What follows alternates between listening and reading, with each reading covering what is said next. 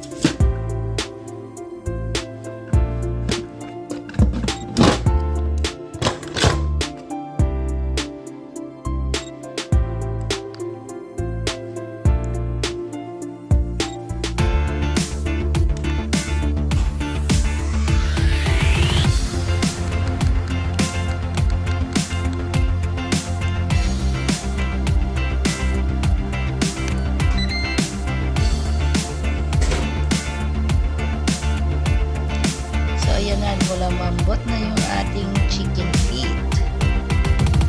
Mambot na siya. Ito yung ating chicken feet. Papa ng manok. Nalambot sa tagalan namin yung malaking luto. Palamigin natin yung matagal hanggang magiging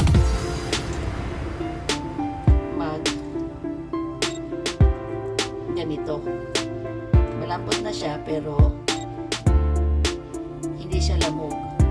Ayan. So, lahat yan, tanggalin natin. So, ito.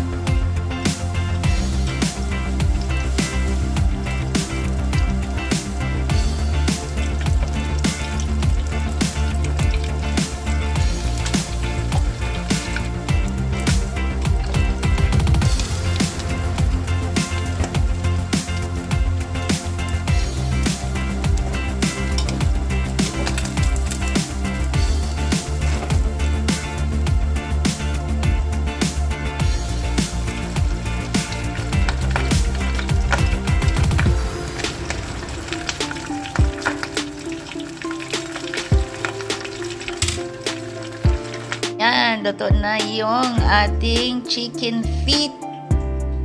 Fried chicken feet. Ayan, oh, ang sarap. So, sausaw lang natin din eh.